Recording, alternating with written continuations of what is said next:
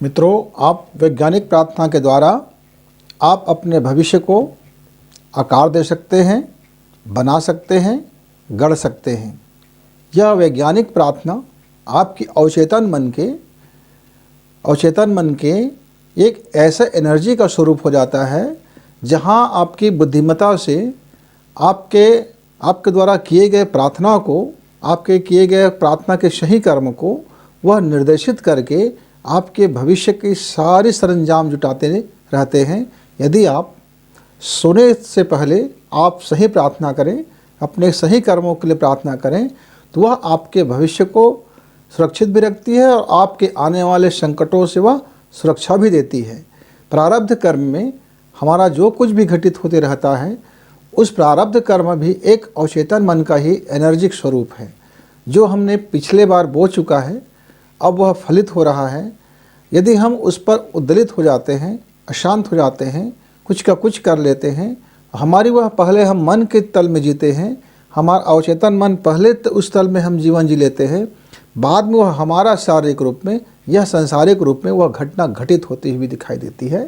तो मित्र, आप अपना कल का भविष्य बेहतर करने के लिए आज का आपका प्रार्थना, सही प्रार्थना, उचित समय का प्रार्थना, उचित रीति का प्रार्थना आपको आपके भविष्य को बेहतर बनाने का काम करती है।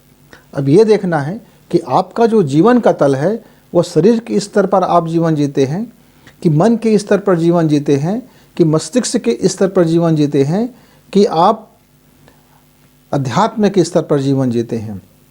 ये जो जीवन जीने की आपकी शैलियाँ हैं या जो जीवन आपका जो विचार है, आपका जो थॉट है, वह अलग अलग स्तरों में अलग अलग तरह के वह अपने को समझती है और अपने प्रार्थना को समझाती है।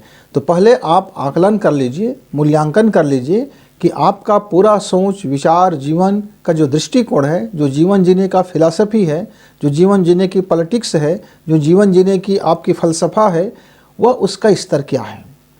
सिर्फ आप शरीर तक का आपका है, जहाँ क्रियाशील सोच नहीं होती है, कुछ समय के सोचते हैं, उसी स्तर पे सोचते हैं। क्या आप पशु स्तर का जीवन जीने में ही आपका जो आनंद है, रस है, पूरा क्रियाकलाप है, आपका जो सांसारिक व्यापार है, उसी तक सीमित है कि आप थोड़ा सा मन का भी आप सोचते हैं और मानव बनने की चेष्टा करते हैं। मानवीय जगत के विषय में आपका जीवन का शैली है।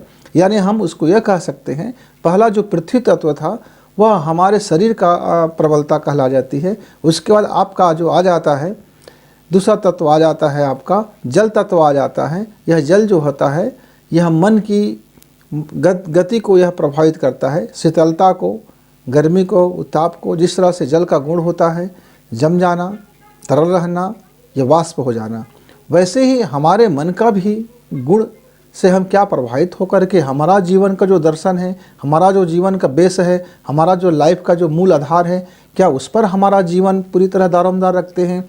क्या फिर अग्नि जिस तरह से हमेशा जलाती रहती है, ऊपर उड़ती रहती है, अग्नि का प्रयोग आप प्रकाश के लिए भी कर सकते हैं, अग्नि का प्रयोग आप विनाश के लिए भी कर सकते हैं। आपकी प्रतिभा यदि केवल बौद्धिक होगा, आपकी प्रतिभा केवल यदि मैथ्स होगा, आपकी प्रतिभा केवल एक गणित होगा, आपकी प्रतिभा में सिर्फ एक मार्क होगा, तो फिर आपका जीवन जो है वो अग्नि की तरह होगा, जो खुद को भी जला सकती है, औरों को भी जला सकती है या प्रकाश से भर सकती है। उसकी गाइड के ऊपर निर्भर करेगा कि आपका जीवन का स्तर फिर कहाँ होगा।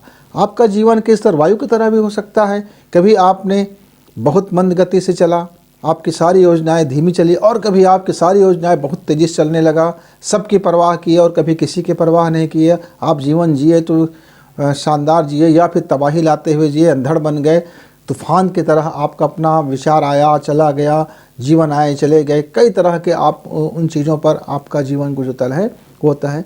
और जो सबसे शानदार जीवन के तल कहते हैं मित्रों, इस मनुष्य योनि को जो मिला हुआ है या मनुष्य का जो मिला हुआ है, पशु से देवता और देवता से महामानव और महामानव से फिर ईश्वरत्व को प्राप्ति का जो सीढ़ी बना दिया गया है। अलग अलग हमारे तल हैं, हमारे जीवन जीने की कलाएं हैं, अलग अलग हमारे बेसमेंट हैं, अलग अलग हमारा बेसिक चीज़ें हैं।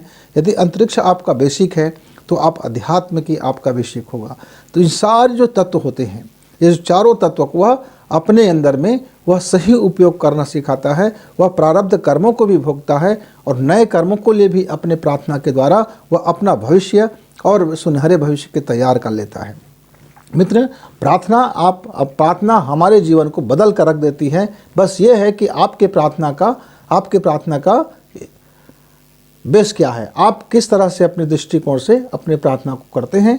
मित्र, तो आप सोते समय आप सही कर्म के लिए, आप अपने भविष्य के लिए एक निश्चित पैमाना करके, एक निश्चित इमेजिंग के द्वारा, अपने थॉट के द्वारा, अपने अंतर्मन के द्वारा, अपने अचेतन के द्वारा, अपने अंतःचेतन के द्वारा आप प्रार्थना कीजिए। आपका भविष्य निश्चित ही उस प्रार्थना का असर होगा और आपका भविष्य उसी के तरह से बनता हुआ चला जाएगा। धन्यवाद।